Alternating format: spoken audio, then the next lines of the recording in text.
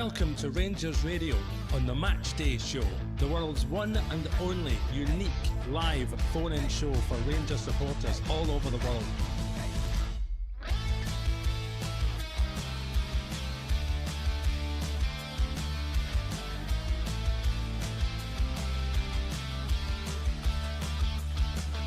Why don't you give us a call on 0141 356 1972. It's your show, it's your platform. Let's hear from you.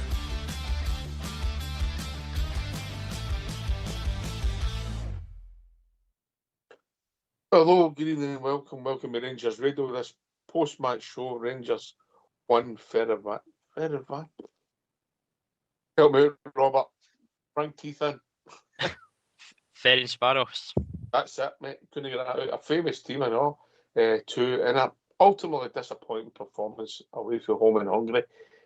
We've seen the good, the bad, and the ugly. But John, Mr. Fox here on the shows you've heard as well, Robert. Evening, Robert. Evening, mate. How are we after that? As I said, good, bad, and ugly, mate. There was times in the first half we kept the ball really well. We gets a goal. Initial reaction, live time, I thought it was offside. Seen it back initially, I thought, oh, we've got a chance with this. Gets a goal, and then we proceeds to shoot ourselves in the foot a couple of times against that, I would say, an average European side. Yeah, they played okay, but they weren't great. We've seen everything that's wrong with our side tonight, mate, in times, yeah. I 100% agree, mate. I didn't think there was a lot between the two sides myself. I mean, yourself in real time, it did look offside. Seen it back, it was still quite tight. But I think marginal onside, so we get that. And you just think towards half time, hold out and see it in at half time 1-0, which is a better position to be in. Again, as you say, we shoot ourselves in the foot, and it's the story of the season defensively. I mean, when the 5 minutes was added on, you know, it was our, let's be honest, it was our players that was doing, you know, and, well, do we need to be smarter, mate? Do we just need to be smarter in everything we do? And we know we need bodies in, mate, and that's apparent tonight. You know, the physicality in midfield, I definitely think we need a centre-half ASAP, mate. We won the great all of the pitch. At times we won the bad, mate. At times we kept the ball. We fell out in the second half. We were coming into it, and then they broke away. We've seen the issue with Tav. He can't get out. It's never been a strong part of his game, but his legs are gone. And obviously he was ill last week as well. So, and then the cross went in, and for the second goal, mate, I'm going to start with that, mate. But the cross went in. You know, Big Fernandez, 6'5", you brought him into one headers. We don't want him dribbling out with Beckenbauer. Well, we do want him dribbling out with Beckenbauer, mate. But he's got to do his job first. That was just unbelievably bad for it. There's no words for it, Ox. He's not even looking at the ball. You've obviously got to stop the cross at source as well. So Tav doesn't do enough for me to block the cross. But once it comes into that area, you're expecting your towering defender to see that clearly dealt with, and he's not even looking in the right direction. That's got nothing to do with tactics or setup. That's just poor defending, and it's not the first time we've seen it. For Fernandez, it probably is, but again, it just sums it up. Mate. I don't think he was great at St Mirren. I don't think he was great at Dundee United, mate. You could argue that he's cost us 4 points in the league. Positionally, I mean, in that sense, tonight, it's just that's inexcusable. You look back at the Braga game with Giga's positioning in his header that led to their goal. That's in the same bracket, and that's your two centre half you've got to go with now. So it's a worry. And by the way, I thought Giga arguably showed he's what he's got covering as a player and getting across the ground quick, mate. He made a couple of excellent recovery tackles. Yeah, that's what I thought we had at the start of the season, but I still don't think he's the answer, mate. Yeah. No, I agree, mate. He bailed Tav out twice before Tav went out to that right back or right wing back position for a period of time. His recovery, his pace. But again, I still think he's not the answer. You can see even when we get the first goal, mate, it's him that loses possession, and somehow, remarkably, we work it out the poor half somehow and end up scoring a goal with it. So he's got that in his locker. That he'll put you on himself under pressure and give us the heart rate problems. But again, he's not the full answer. But I thought tonight was one of his better games of recent times. Let's just say, I think the PC was the better of the two centre halves tonight, mate. Yeah, you've got to do And what you're meant to do first and foremost. Look, as I said, we started okay. It wasn't a great game. It was, there wasn't a lot happening. We were passing it in front of them, and they looked as if they were trying to break away. They had a couple of chances. As I said, you're right. It was nightmare at the back, nightmare at the back. Oh, it's punted clear. I think even you could say misplaced in the middle of the park. Gazaman plays it across. We break up the park, comes in. Then he all flicks it on, and Miovski, a naturopathic goal, we won up. You're like, wow, how did that happen? But they always look. We always looked as if we could get them in it. I think a confident Gassama. Maybe there was a couple of times the first half he just drives and maybe makes things happen.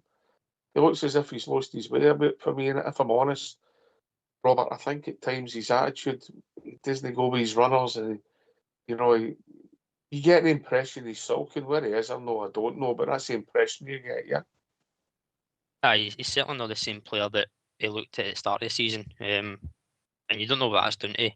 You kind of thought when Danny Rule came in, he's worked under him, you thought you maybe see the best of Gassama, and we've actually seen probably the worst of him in the past few weeks. I think given the injuries we've got and availability in those positions, he's fortunate to probably start tonight, in my opinion. Again, you look at him, even for their equaliser, he doesn't really follow that runner. So defensively, he's not doing it. I want to see it back, mate. I want to see it back. I think we gave the ball away cheaply and it ends up putting them in. And young McComas pulled right across, right? And Barron comes running out. But for me, Barron's got to sit and it's Gasman that's got to run out. Barron's got this tendency to play football like a dog, mate. Yeah? You know what I mean? Mm-hmm. Yep. Yeah. He goes chase the ball like a dog. And by the way, he's got to work on his passing, young Barron.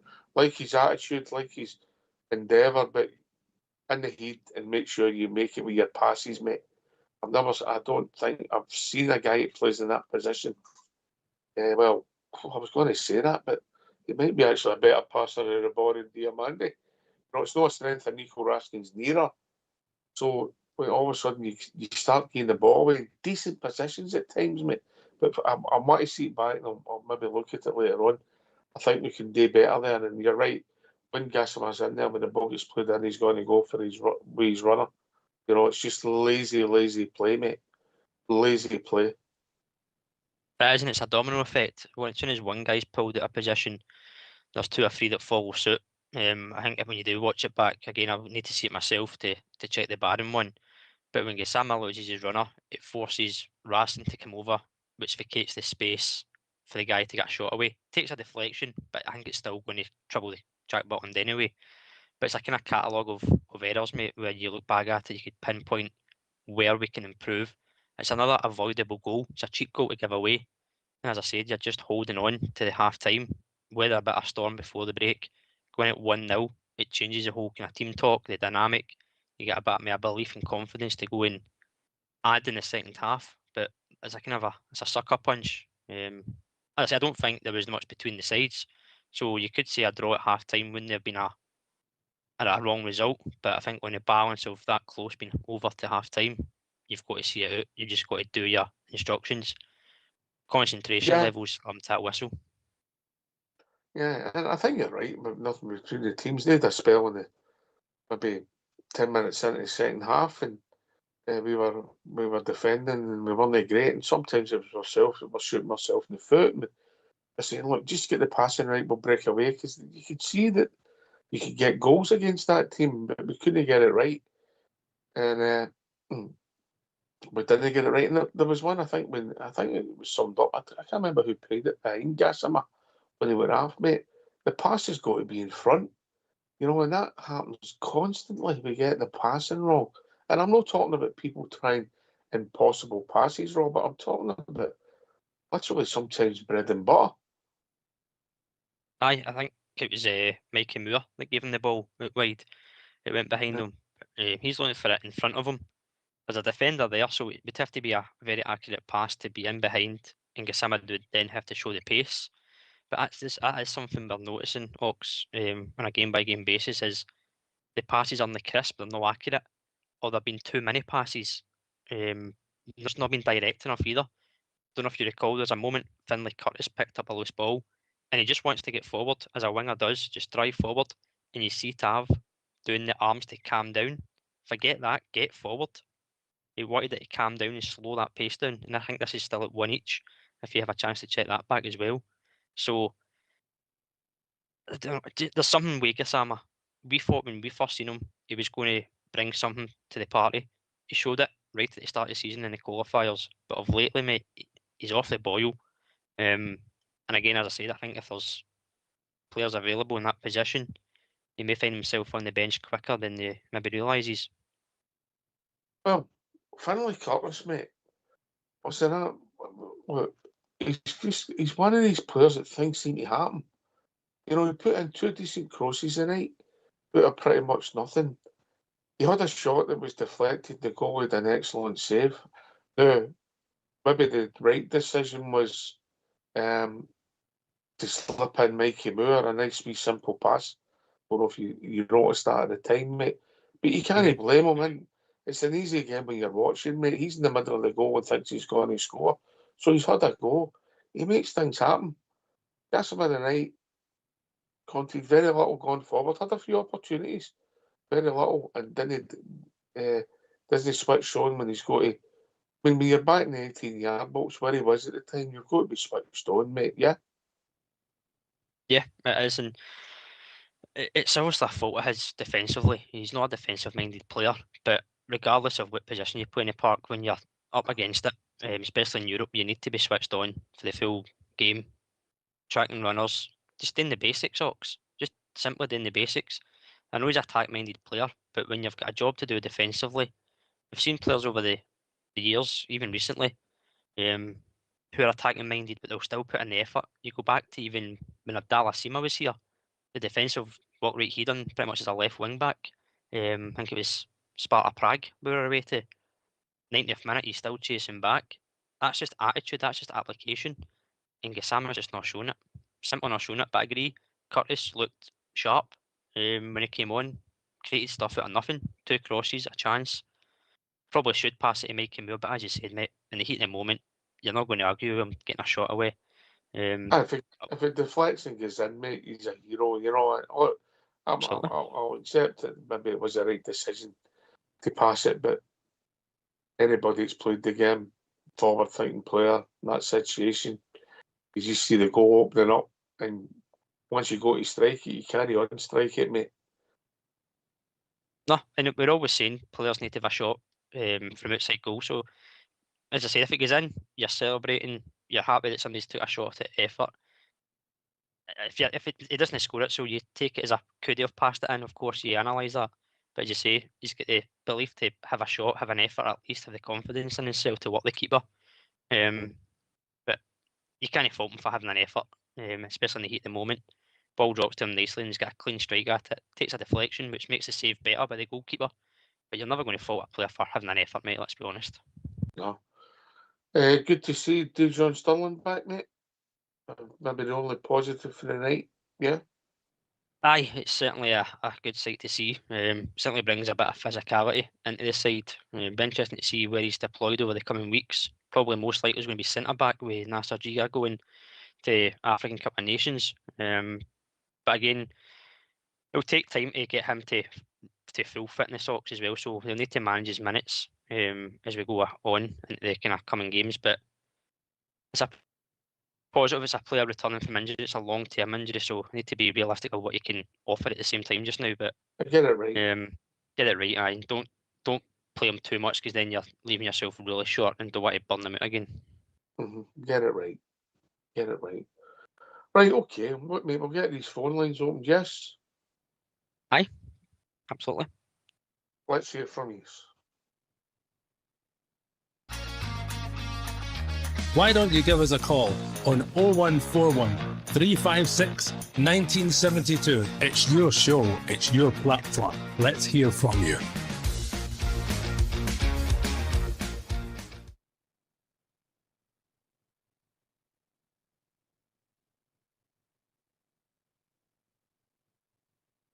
Well, I'm gonna put it out there. I'm gonna put it out, Robert, if you bear with me, right? What do we need? What do we need to the listeners? Yeah, Mhm. yeah. Well, people will say we need 10 players and all that, but be realistic. Maybe 3 in January, and yeah, depending who goes, But we need first teamers, yeah. But what do we need? What do you think?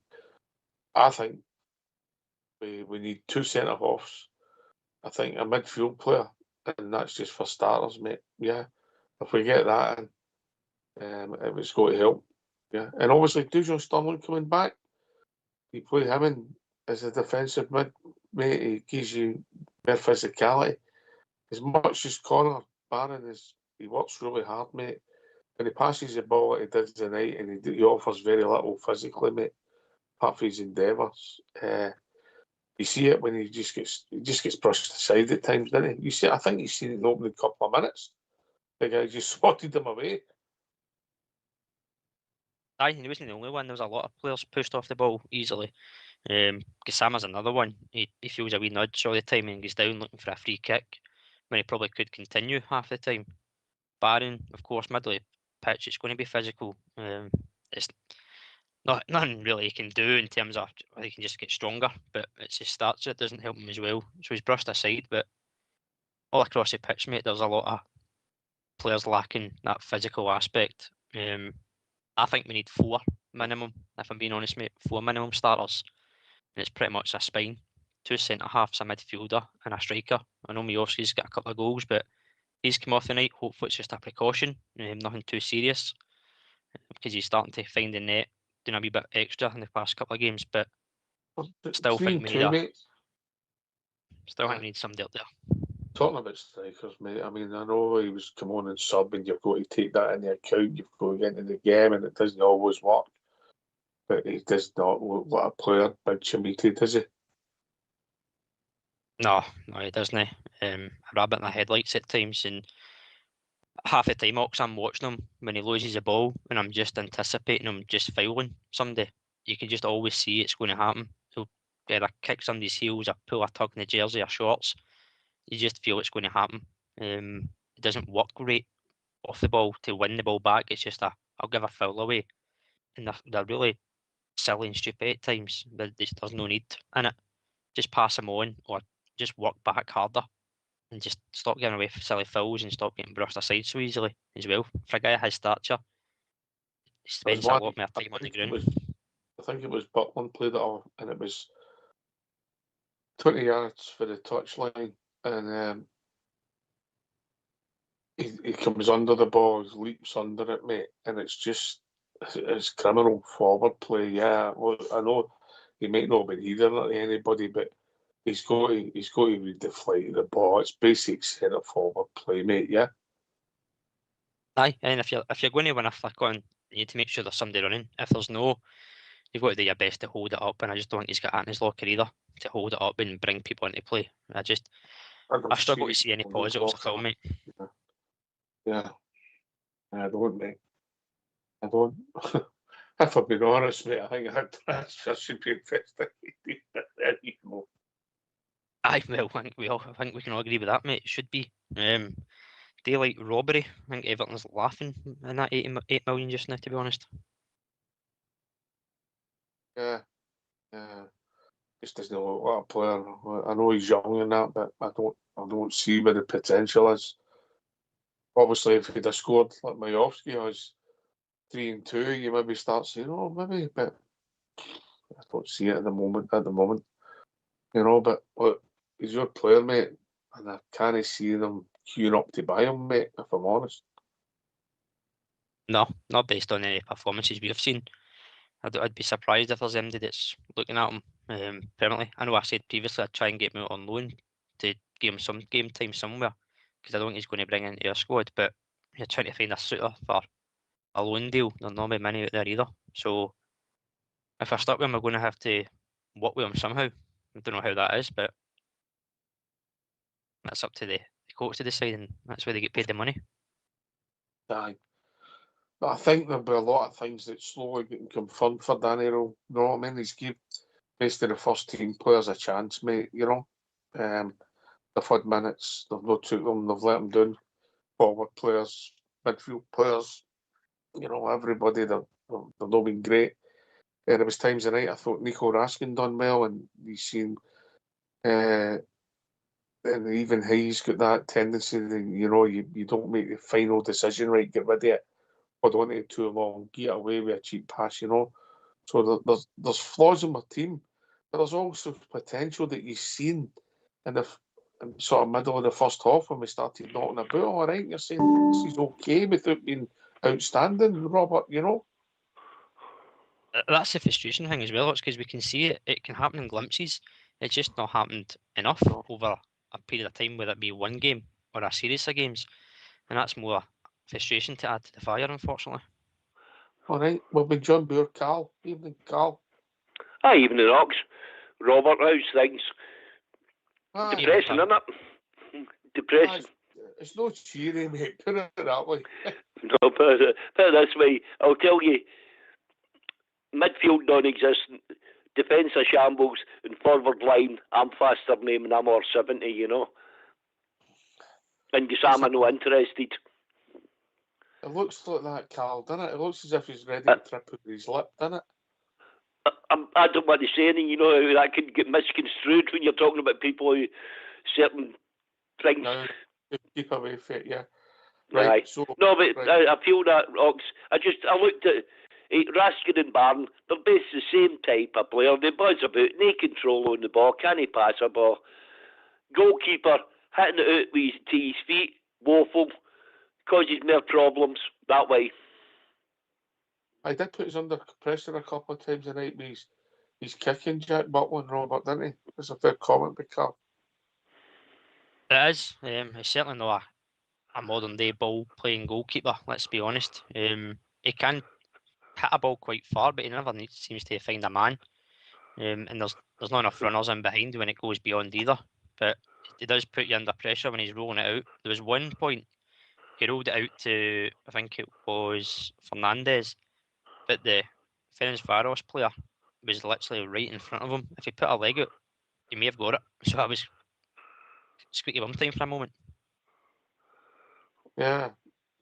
But, I mean, the low light of the game, mate, the highlight was getting the goal. The low light was that defending for the second goal, Robert, Carl. It was borderline. Aye, it was. We lost the ball high up the park, Aye. And it's like the prairie in America, isn't it? You just see one antelope running down the wing. Nobody with him. I didn't think there was any danger, mate. And then all of a sudden the ball's in the back of the net. The whole thing is, Ox. See, when you cross a decent ball in, which we don't do, by the way, we don't put in a decent cross. But if nobody hit it in, he put it that way, but Danilo and Majovski's miles off it in speed to get into the box. No, when you see them in the box. That's how Gisama, he's going to slope and then pass an anywhere ball along the 18-yard line that I cannot stand. That's Ryan Kent 101, It's the exact same speed play, You mentioned Danilo there. I didn't think he had a great game neither, Robert. Yeah. Again, was sometimes very loose in possession, mate. Aye, it was. There was a couple of times in the first half, particularly where he was making some decent runs into space and either creating a space for somebody else. He always makes some decent runs, aye. He does, but it's just his kind of link-up play, hold-up play and passing. It's across the board, Ox. There's not a great deal of quality passers on the side. And when we do it right, it looks good and we can get it right at times. Again, it's just not doing it consistently enough. But when you break it down, you look at the passing or distribution of players, there's more losing the possession than keeping it and getting us forward. So we need to bring in somebody that can carry a ball, pass a ball and create something. Aye. Young, that's what I thought a lot of people thought with Asgard and maybe Joe Rothwell. Joe Rothwell would keep it neat and tidy. Asgard would strike forward and make things happen. Well, I've not seen any of that, Carl, have we? Nah. Right, Ox, I better go. Hey, I've got my Christmas list wrote out. All I want for Christmas is a new bloody team. Who would you Bye start bye. with? Good night. All right, cheers, mate. Catch Cheers, you later, Cal. Dra. I was just going to ask him who would start with. You know, we've been there all night, wasn't it? Oh, I know. Well, that's another thing. You're saying, what do we need in terms of players coming in? What do we need to get out? I think you could look at performance tonight and say there's a few names you could probably add to that list. Well, there's but don't want to have a go at Mikey Moore. He's coming back from injury and he came on. I don't think he done. There was a couple of wee things he done was okay, but you could see his inexperience at times. But he wasn't alone, mate. But he's on loan, so he's going to go back. De Giga's on loan and Aarons is on loan, you know. So and Holmes on loan, so they're going to disappear, mate. So they're going to have to replace them and hopefully with 4 first teamers. And after that, mate, pretty much everybody in the squad could go, mate. Tabs passed his sell by date, in my opinion, and I'm not quite a fanboy as Fox is, but I've always appreciated James Tavernier's contribution. But his legs have gone, so I don't think he'll get a new contract. Well, I don't think he should. And if they do, it's going to be in vastly reduced terms for maybe a year with an option that the club decide. Yeah, that's it, maximum, mate. And that's it. Nothing stupid. And if he doesn't like it, the club's in the position to just say no, because his legs have gone. He'd be becoming less and less part of the first team. So then you've got, well, Nico will go. Could you build your team around Conor Barron? I don't think so. Even though I've read that some people in the past have said when he's a good game, he should be first player on the team sheet. His attitude would get him first team and play on the team sheet. His ability, I don't think would, you know, because he's a great bustler. Lacks physicality, obviously. Isn't the fastest, but his distribution of the ball and his choice on the ball is poor. Even when he's having a good game, and I didn't think he did tonight. So anybody could really go, mate. Who would we get out the door? Would somebody come in for Asgard? Would that be one away? And then other people you're up for offers, but somebody like Fernandez, mate, he's not going to get the wages he's going to get us, so he ain't going anywhere, mate. No, and he's a signing that we have made a significant contribution for in the summer. Again, people would say probably paid over the odds for what we've got. Again, you can see how Roy is. But when you talk about Conor Barron in particular, his passing is poor. But see if we can bring in somebody that can do the passing, you eliminate that in his game. You can just focus on doing the stuff that he can do and allow the playmaker in a way. What's the point of him doing the stuff that he can do if he still can't pass it, mate? Well, he's trying to do passes and now take break lines and get in behind. He's not got that. He doesn't do the basic passes right. If he'd done that, his game would improve. He does passes 10 yards, 15-yard passes. Bread and butter, mate. He puts it behind people instead of in front of them. Yeah, if you were playing amateur, mate, the guy would have a go at you. No playing for Glasgow Rangers, no.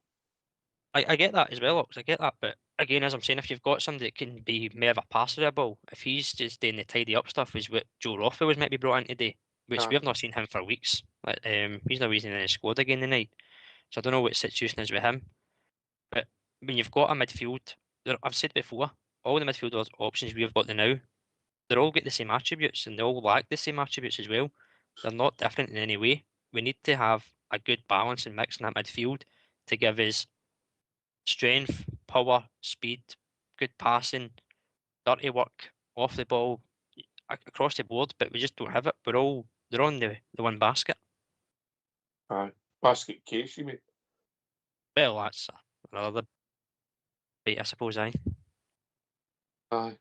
So, we'll see what it takes us with the recruitment, mate, but it'd be good if we could tour the signings out where they're going to work. And if Rothwell, if there's something personal that he wants to move and all that, what they heard that happens in football, on you go and go with our best wishes.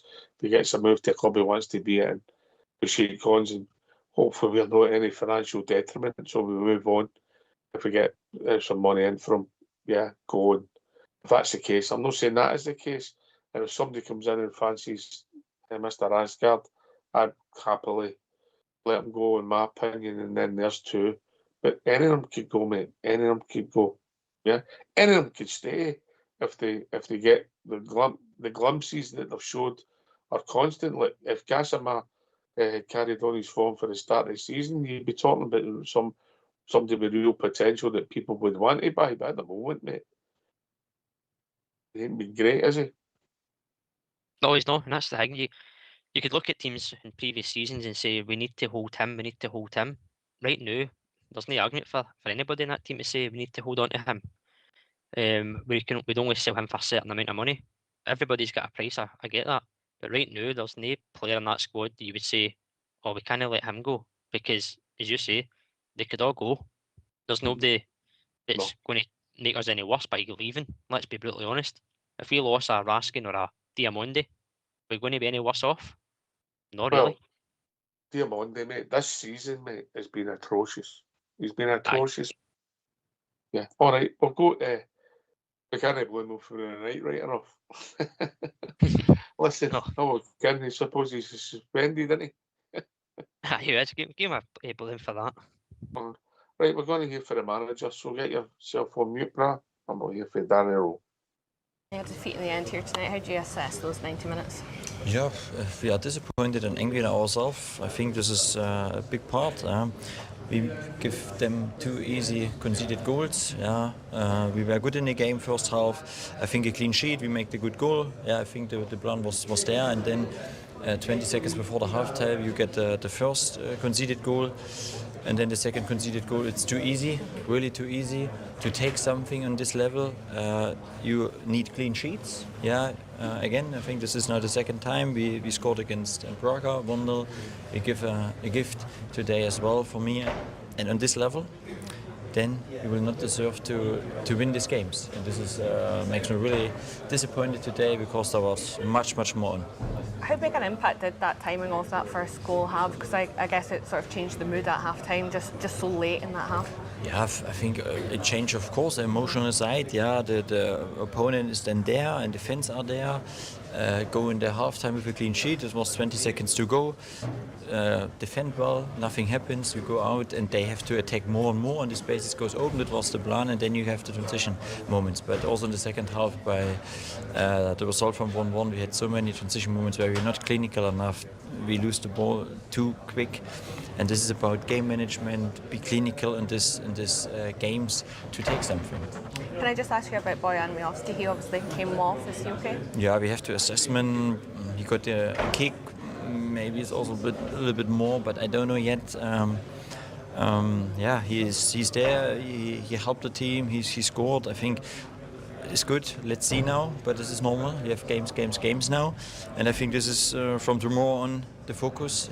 Look for the next big game on Monday. We have to put everything on, and we have to be clinical. This is a never-ending story at the moment. And especially on this level, we cannot allow it to bring an opponent back in such a game. I guess one positive tonight was minutes for Dujon Sterling. I know we spoke about him before the game, but how important can that be moving forward too? Yeah, very important. I'm happy that he got now this 35 minutes. I think this is crucial for us to have him back. Hopefully there's no reaction. If everything goes well, then I saw in this 35 minutes a good Dujon, and he will help us a lot. And it is, of course, a big league game again on Monday night against Hibernian. The squad are on an unbeaten run in the league. How important is it to sort of pick yourselves up in the next few days and go again in that one? We have to step up. I think the big game is ahead now. We know the schedule now. But we have also to learn from this game today. We cannot allow it to bring opponents back in such a game. Control this, have a game management, be clinical, and then we can take more and more wins. And even on this level, I think the last 2 games showed me that we are competitive. But to win games, you have to do more and you have to be clinical. And if you do this, then you have a chance. If not, then you will not take so much in this competition. Why don't you give us a call on 0141 356 1972? It's your show, it's your platform. Let's hear from you.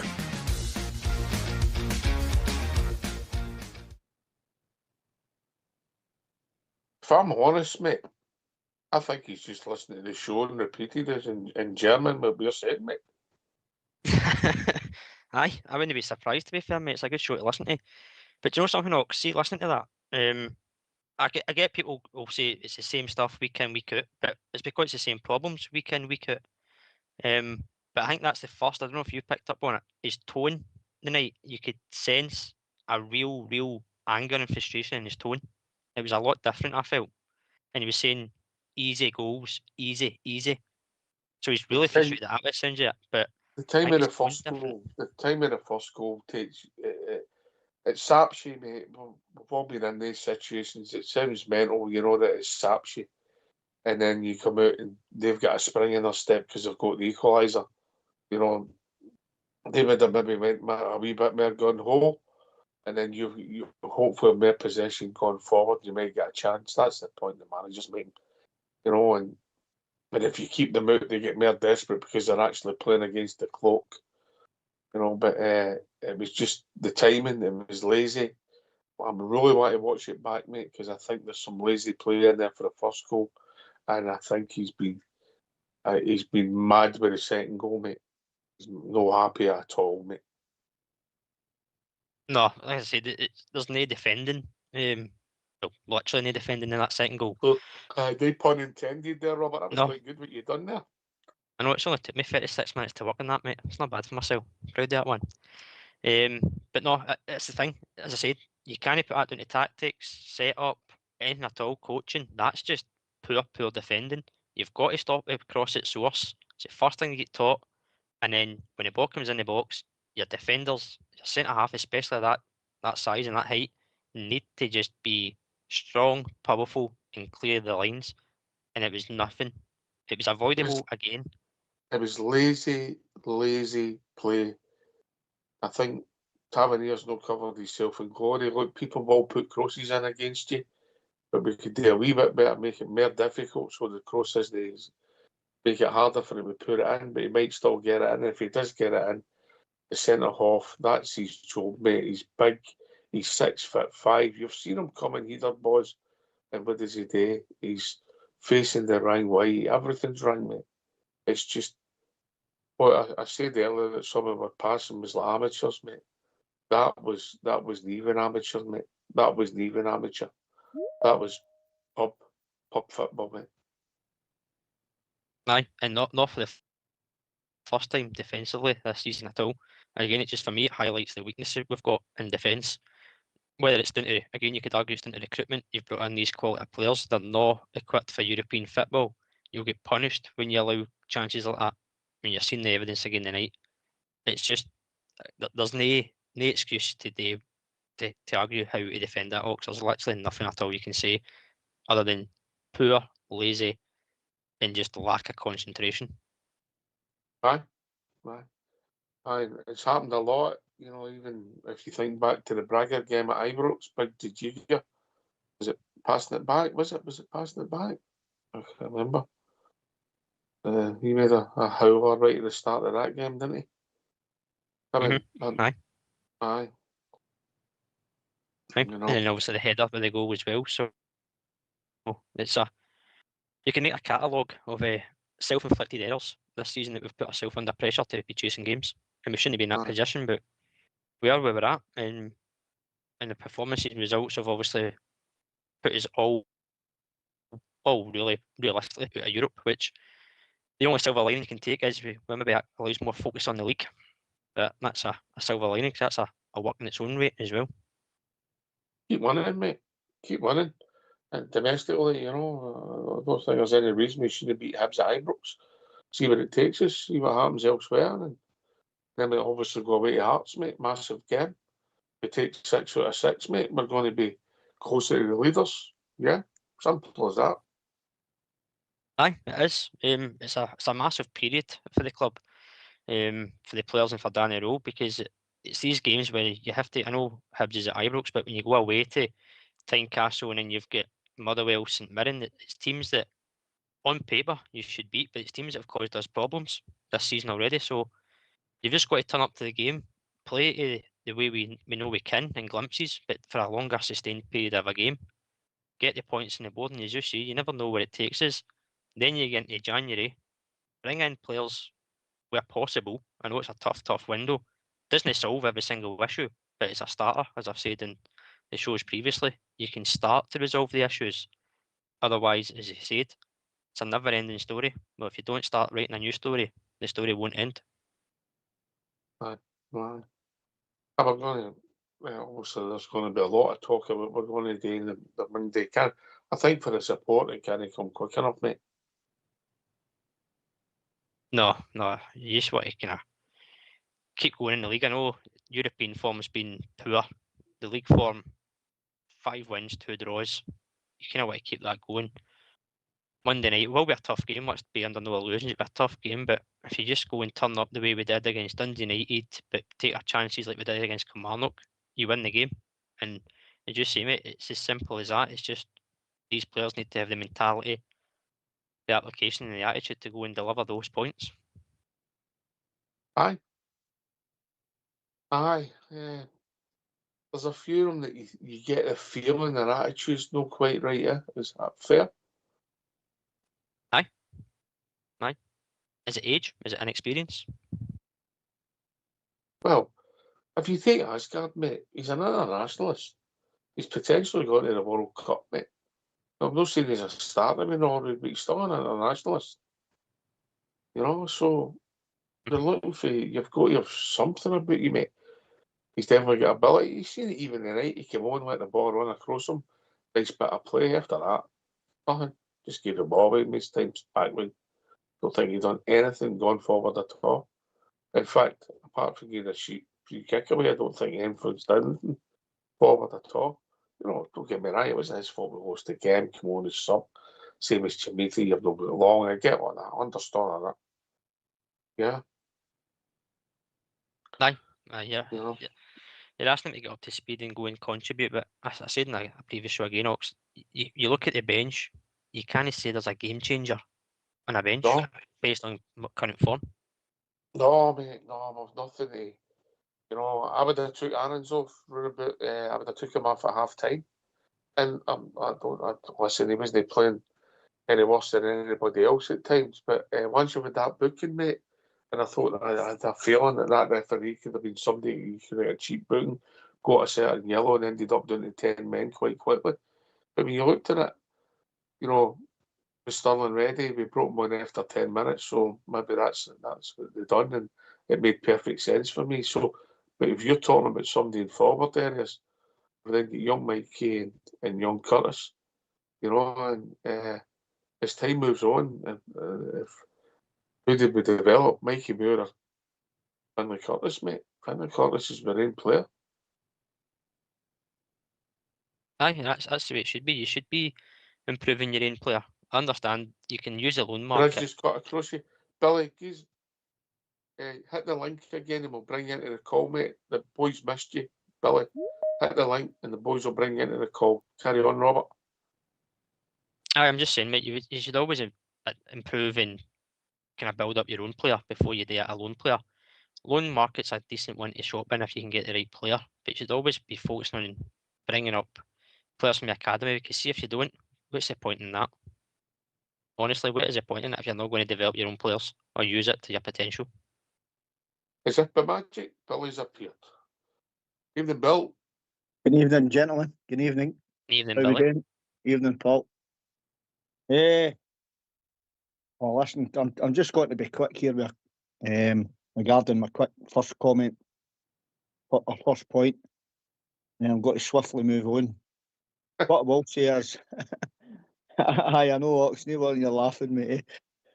What I will say is, Stuart and Thelwell have left us in some mess, by the way. An absolute mess, mate. That said, Southside, you can see what Danny Roll's trying to do, but he's not got the players there at his disposal, So this is just my take on it. A lot of people are talking about free transfer windows to sort this out. Obviously, January, July, and then January again. I think out the three, mate, this one coming up's absolutely massive for Rangers, and I'll tell you my reason. my reason. This is my reason why, mate. Right. We win this game in Hon, right? We're only 6 points off the top two, right? I think the Yanks have got to gamble. They've got to gamble here. And the reason they need to gamble is they want to make money, right? And the money's in the Champions League. And if we win this league next year, right, out of all the circumstances, it'll be incredible, first and foremost, right? Well, If it's we- not real big. Honestly, it would be incredible, mate. But, you know, the Champions League money is up for grabs here, folks. And the Yanks really need to come out and make a statement in January. Now, I know there's a lot of teams still playing in Europe. I get that, and a lot of the top players are still playing in big competitions. There'll be good players that's playing in the Europa League in the latter stages, etc., etc. You know, that said, there'll be a lot of good players that's maybe get knocked out.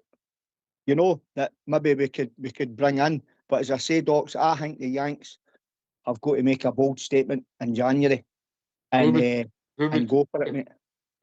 Billy, if you appeared at Ibrox tomorrow to sit down with Danny Rowe, what would Billy say to Danny's priorities were? A centre half, centre midfielder, and a striker. Right. And then would you be looking to move any of the forward players on if you could, mate?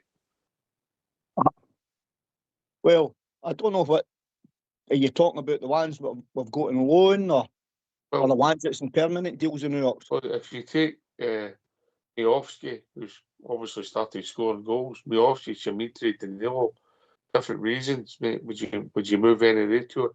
Danilo's contract, what's he got? A year and a half to go, was he? Yep. Well, if that's what he's got, mate, I would be sitting down with Danilo and tell him, listen, your services are no longer required. Listen, Danilo's Danilo, isn't he? You get what you get with Danilo. He's honest. He's an honest laddie. That's one thing. You know, he tries, but he's just no cut out for the Rangers. You know, so if we had a chance of moving him on, I would certainly move him on. As for that, the other big boy, number 9, mate. You know, I think we're got to be stuck with him for whenever, because I can't see him coming good at all. Anyway, you know, unless the only thing I can think with Chermiti is he finds a different position for him and see, you know, because he's definitely not a number 9. And listen, I'll stick my neck right on the chopping block here, guys. This guy will never score goals for Rangers. I'm telling you that right now. We can hope and we hope and hope and all the rest of it, you know, and hope he goes on. He's no got it. I'm telling you that now as a Rangers number 9. Who else are you talking about? Listen, mate, before you go any further, right? Mm-hmm. Could you play him as a number 10? No. Could you play him No. with the 1? No. Yeah. Unless he's the boy who played with Kilmarnock, who started off, I think, at Cardiff in goal, he turned out to be a great goalie. I don't know where you could play him, mate. I watched him jump under the bar tonight, and I'm saying, you know, you're 6'4". You know, you should get your feet right, moved under the ball. People, you're going to be hard to move. Goes under it, he falls like Bambi and Ice. Every game I've watched him, mate. Aye. He just doesn't look like a player. No, And it's criminal what Thermal's done. Billy, I couldn't agree more. You know, mate, I mean, there was an incident tonight, I think it was out in the far side. He went out in the big, I mean, he looks a big, strong laddie to you, right? And the boy just came out and he just eased him off the ball nice as you like. And there was I watched a couple of things with him in Ox, right? I don't know if you clocked it, right? There were a couple of wee intricate moves, Rangers, right? Had, right? And he wasn't coming short, he wasn't showing for the ball. To me, he was hiding, Ox. To me, he was hiding, right?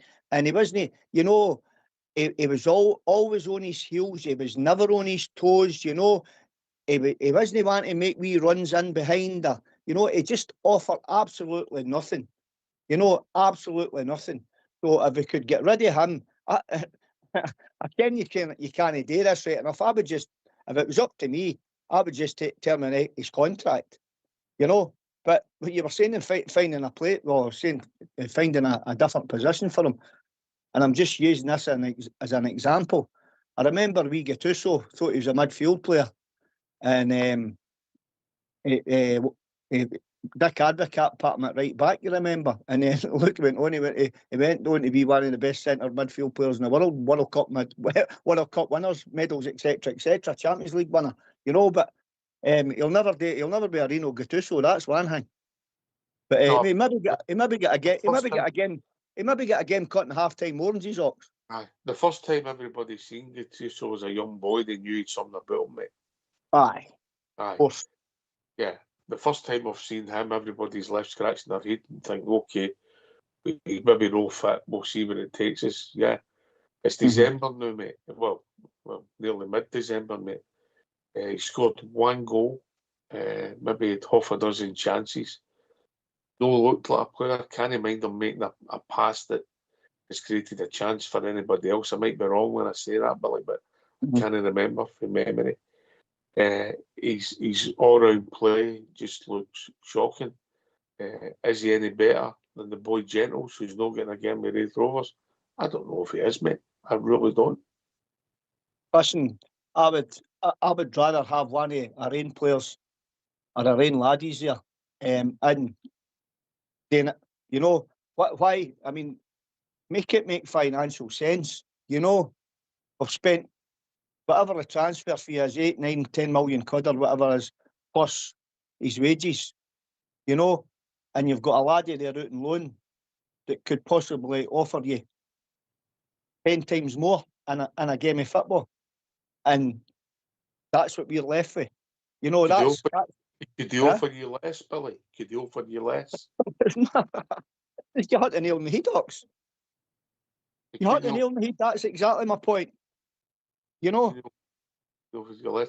But you would have, if it's 8 million the transfer fee, if that's what it is, plus he's already maybe had about $1 million in wages himself, mate, you're going towards £10 million. That's right. You know, it's mental, Robert, isn't it? Oh, it's crazy. It'd be a different story if you're signing a player for that amount of money who's got a good record, goal scoring record, played at some high levels. This guy's came from Sporting Lisbon to Everton, not seen a lot of football at Everton, not got a lot of goals, and for some reason we've shipped out 8 million. In no world does that make sense. You wouldn't even pay more than 2 million for that. So we've been sold an absolute dud, in my opinion. Again, I hope I'm proved wrong. I hope he is successful, but I don't see it. Which is painful to say because you want players to be good and successful, but I just don't see it.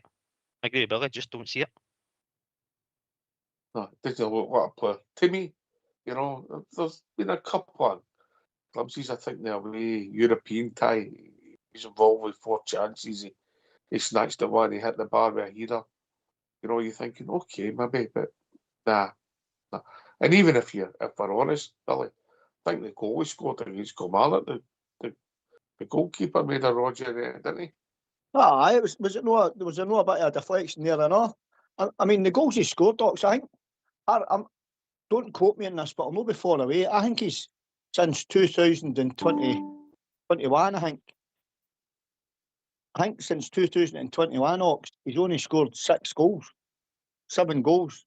Now, if that's the correct data for a striker, why have we shipped out all that money on a transfer fee and wages? It just didn't make sense. Who's watched him and thought he was a player? Anyway, we've been joined by Ross. Evening, Ross. Oh, so what's happening, brother?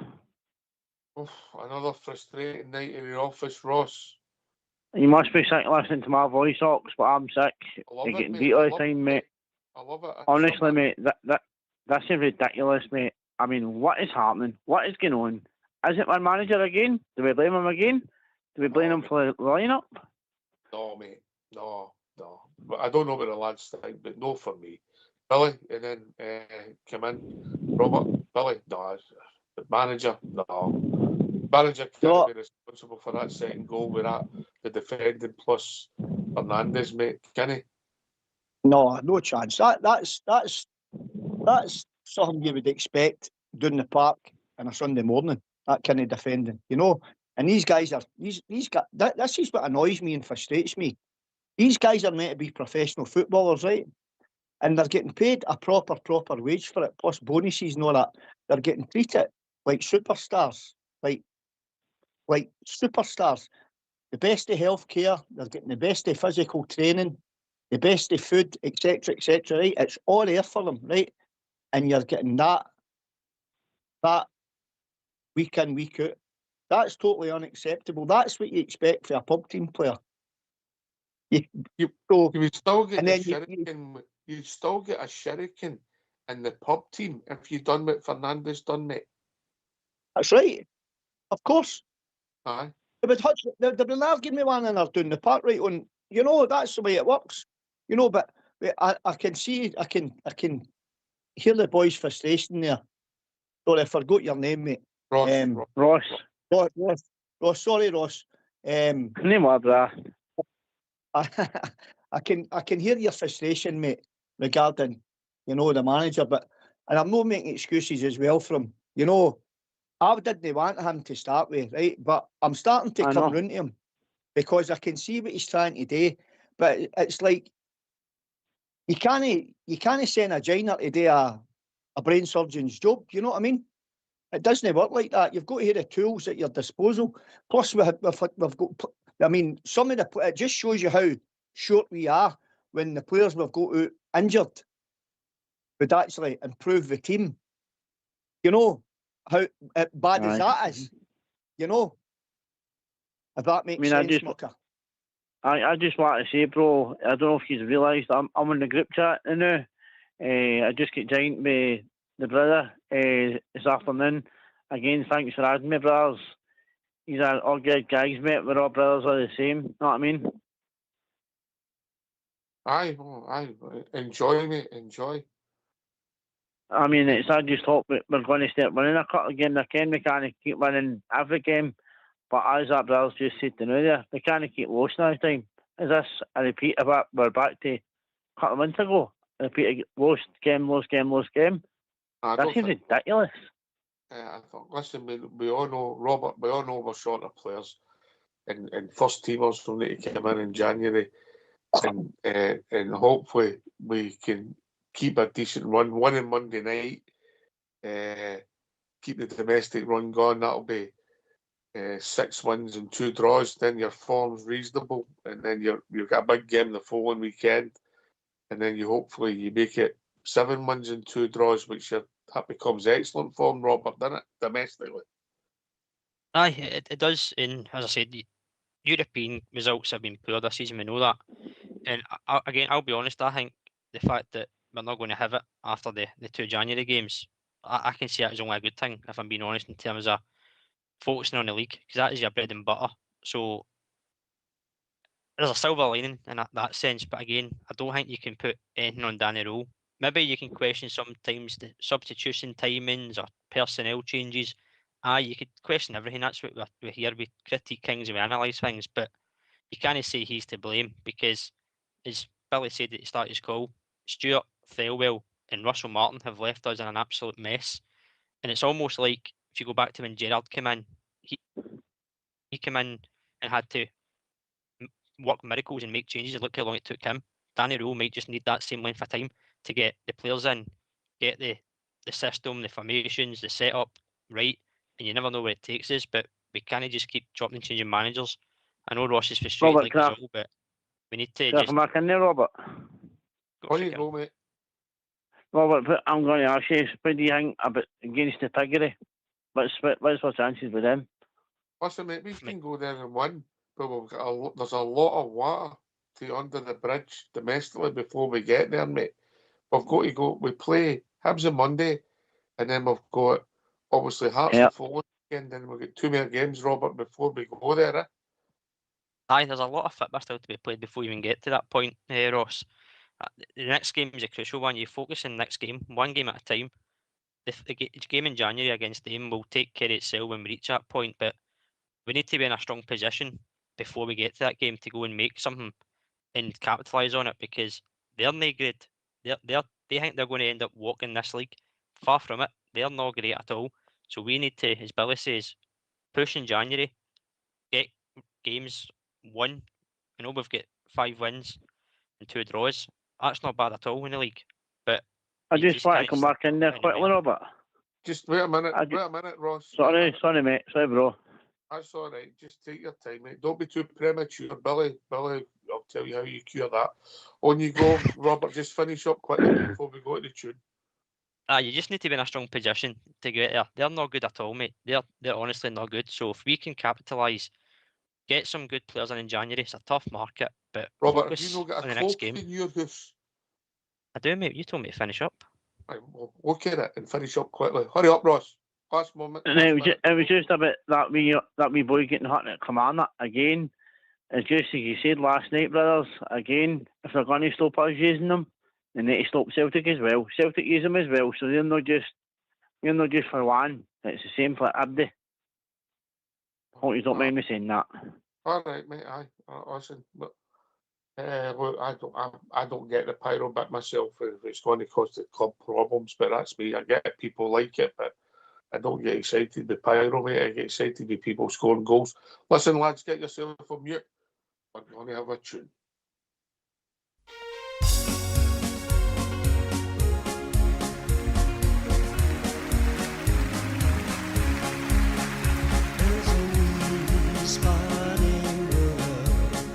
It's a place of great fame. It lies to the northland, and Ulster's its name. It has only 6 counties, but oh, what renown! And its emblem is a red hand, topped by the Queen's crown. Now the Germans came over in the year 41, and they tried to destroy us by bomb and by gun. But our history will tell them of others who tried. Our sons defended Ulster. They fought and they died. If a baby should speak to in his own rebel tongue, he will speak of our friendship. What can we be one? Just to point to the red hand, topped by the Queen's crown. Say we're side by side to Scotland, and they won't let us down. Like brothers and sisters, that is all toast is one. That is ring to our Ulster, its heroes and sons. And while we are toasting to names we must join, that of William, Prince of Orange, and the banks of the Boyne.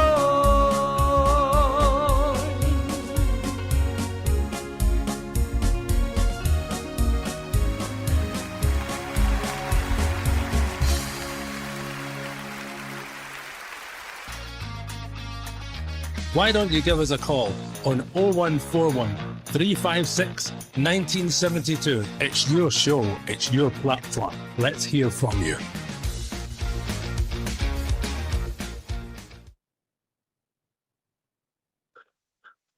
Right, Robert, back in you come, mate. Get a cloak for your Christmas. I've just found one there, mate. It's 4 minutes past 9. Cheers. No, as I was saying, mate, they're not great. So as Billy says, I'm in full agreement with Billy. January's a massive window. But to be fair, you can say that again come the summer. every window will be massive for us for a number of times over the next few years to try and get it right. So the focus is can just be ourselves, game by game, as we always do. Massive game Monday, but it's a massive period coming up. It always is a December fixture list. We know what it's like. It's no real surprises how the supercomputer does it. Let's be brutally honest as well. So I've got to be honest, Robert. I think the fixtures have been really kind to us this season. That's where one of my frustration lies, mate. because it's games that you should be winning and not drawing, particularly at the start of the season. Even in Europe, I don't know what you think. Then Billy can come in. I think the fixtures have been kind for us, and I think any of your teams in the last year go there the night and win. Yeah, even last year's team go there the night and win. I don't know what you think. Then Billy can come in, and that's one of my frustrations. I agree, mate. Especially the first 4 fixtures as well. Probably up until the Roma game, you probably thought they were all winnable games on paper, and they should have been. Previous seasons, you would have went and got maybe not a comfortable victory, but you'd have seen a result to get you 3 points, maybe a 1-0 or a 2-1, but they'd have seen the games out. And I think that is a frustration because European, once we've seen the group, the draw for the league phase, you see Roma, you see Porto, but everybody else you go, that's not bad. That's actually not bad. But we just shot ourselves in the foot from the get-go with that, and it was a mountain to climb for Danny Rule to try and I'm overcome not that. going to go Danny Rule. I'm just saying. No, me neither. No. Yeah. I don't know what you think, Billy. I agree with you, Ox. When the fixtures first came out, especially the Europe ones, right? I mean, I seen right away that Bruges were a tidy outfit, and I knew Roma would be a proper team. And listen, they're showing that in Glasgow tonight because they're running a mock earlier and all. They knew. So they two are top teams. They're, well, I wouldn't say they're top teams, guys, but they're proper European teams, eh? But what we've played in Europe so far, to me, and even that team tonight, they maybe were had the experience, but they were bang average as far as I was concerned. Regarding the league, crazy, stupid, trapping points here, there. I mean, Dundee United up there, you know what I mean? We should have won that game out of the park. We didn't. We dropped 2 points here. We looked as if we could have played to the new against Falkirk at Ibrox and still no score there, and our 2 points. I mean, I'm talking about 6 points here. That's 4 points we've dropped. And throw in Dundee at Ibrox, mate. There's 6. You know, that's us. We could have been sitting nip and tuck with they two at the top. That's frustrating, Ox. That's what frustrates me. You know, so, and then, I mean, I think we've covered this before. You talk about application, the way the players are, you know, going out, what's their attitude going out onto the park, you know, are they going to be, what kind of Rangers team, or what kind of Rangers players have got to be up for it, you know, are they going to turn up the day, are they not going to turn up the day, you know what I mean? To me, it's as if what way they roll out of bed in the morning to see what kind of performance they've got to turn in a match day, you know, and you can't hate that at Rangers Rocks. You just can't hate every game. You've got to be 100% mentally up for it, 100% physically up for it, and the best, 100% of the best of your ability up for it, you know. I mean, we've spoke about in the show and all. Can't mind if it was Allbear Rocks talking about ratings out of 10, you know. You've got to be at Rangers. You've got to be at least 7 every week, and then your top players, they'll be the ones that's the 8s, the 9s, and the 10s. But you've got to hear a nucleus of 7s constantly. You know. You mean Sasa Patches, mate? That what you're saying? Sasa Patches. Well, I named them in a team the other night here when I was on, mate. Players that Robert was talking about, different players in that early years, you know, that had with it. What kind of players that had it, you know, and I ranked a team off, you know, that all had it, and I had Sasa Papach was one of my players in that very team, Ox. So that's the kind of players you need, you know. You need the players in your team, and we've just not got that. I mean, I was raving as well about Asgard, you know, at the start of the season, because I've seen him playing right enough, you know, and I'm saying, hey, listen, we could taste stole a gem here, you know. And apart from that goal he scored and a few wee fancy flicks and tricks, he's actually disappointed me, Ox, big time. You know, I mean, I'm not caring what he's wanting to do for his country. I care about what he's doing for Glasgow Rangers, and he showed us absolutely nothing. He looks like a big sand dancer.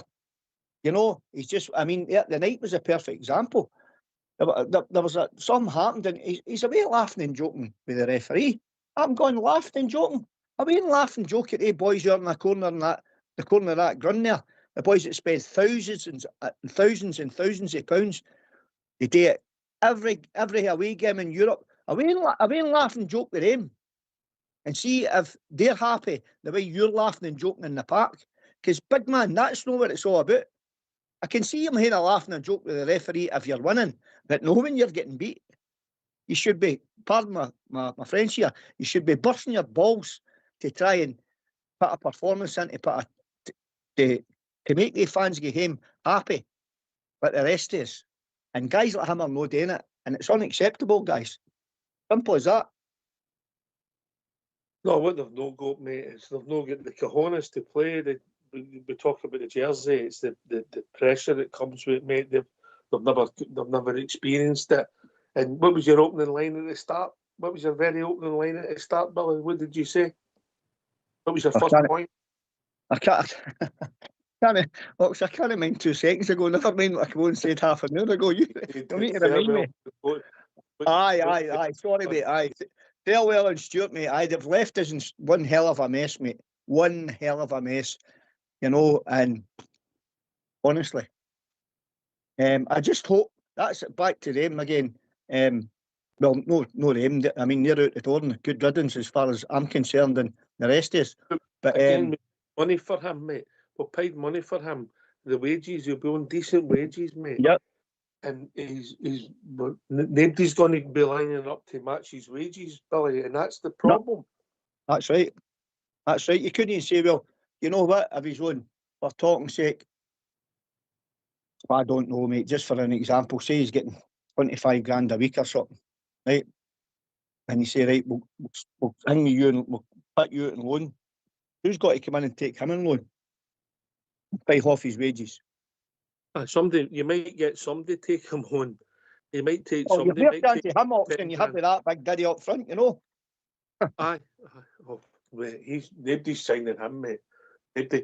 You know, you could maybe send him to Partick Thistle and they'll say we'll pay 2,000 of these wages. If that, they might give you 200, and we'd still have to pick up the other 39,800. You know what I mean? No, but he's like Ox. He puts me in mind of one of the Christmas presents that you didn't want, eh? Mind when you're away and you got a Christmas present you didn't like. That's what he puts me in mind, eh? When I was getting brought up, times were that hard. I didn't get presents, mate. You know, you even got an apple or an orange. No, mate, no. Foxy came in with a violin song there, eh? No, but listen, your opening line, and you come, Robert. He's right. He's right that we've got players. The only good thing I can see about this whole scenario is the players that are on loan. They'll go. Aye, but you're then got to replace them, and whatever window whatever market that's going to be in remains to be seen. But you've still got to replace them. It'll not be hard to replace them. I don't think we can get any worse. I know Moore's started to show glimpses, particularly before he get injured, what kind of qualities he's got. But the rest of them, I mean, you're 3, you're back 4 are loans. That's not good enough. So if you include Cornelius in that, well, a loan to option to buy, probably not going to take up the option depending on his injury status. I don't think he's going to have enough time to maybe show towards the end of the season what he can maybe contribute. So there's your back line rebuilding. Forward line, you need to go and rebuild that as well. But the guy's on loan. You've got to replace him. And if again, do you dip into that loan market? Do you go and buy somebody from a different league? Because quite clearly, the English market's not the one to go to. It can be, mate. It's not the market we're going. It's not the fact that you're going to Tesco's and not going to Sainsbury's, mate. It's what you're buying in Tesco's is the problem. It's not the market. It's what we've bought in the market's the problem. Don't know what you think, Billy. I can see the both sides of your equation there, Roberts as well, but and yourselves, Ox. But I mean, you've got to make it's got to be simplified, right? And it's got to be. I'll ask you two fine, upstanding gentlemen on this, right? Right. Who's looked at Chamiti and thought, there's where we spend the majority of our transfer money? Who's looked at him and thought that? Who's looked at the young left back, who's not a bad player, let's be honest, but who's looked at him and thought, that's just what we need at Rangers? A young boy learning his trade, we need physicality to play in the Scottish League, just what we need. So who's looked at him? Who's looked at Fernandes at 6'5" and thought, he's going to be perfect, he's a finished article, he's a good player, he's really switched on, and we're going to spend £3.5 million on him and his wages? Who's looked at all them? That's no the market. That's back to Billy's point. And you come, Robert, and then back to Billy. Well, for me, Ox, it's not just Farewell and Stewart. I said it before. It's the whole scouting system needs to be looked at if that's the best group of players that you're offering. Aye. They've looked online at Tesco's shop, mate, and decided that's what we want. Aye. It's not the market, it's what you bought in the market. Okay. Billy? Aye, I couldn't agree more. You know, when you write the boys' names off and you see how they're performing now, you've got to question who scouted them. I mean, was it Stevie Wonder that scouted them? You know, because that's no fair, Billy. It was Ray Charles. Roy Orbison or something. It was Roy Orbison that scouted them. You know what I mean? But back to the loans and all. I mean, how can you possibly build a nucleus of a football team at Glasgow Rangers, especially your back four, your platform for success with the spine up the middle of the park, when three of the players that's playing the now and one of them is about finished his career at Rangers, so that's like a full back line. So you've got Tav there that's finished forever and he's done for Rangers, and then you've got three loan players that's going back to their parent clubs in the summer. So you need to start again for the back. So why was that the case in the summer there the now? You've got to say to yourself, well, whose idea was it to bring the loan players in? You know, what kind of forward-thinking vision did they have? Well, hold on the now. Say we've got seven or eight defenders there, right? We've got one that's in the near enough 33-year-old. His contract's got to be up, right? You've just sold Jeffy, right? And then you say, right, hold on the now. We're down to 5. So we've got this one, we've got that one, you've got Shooter, and you've got 4 players that's all on loan. Where's the logic in that?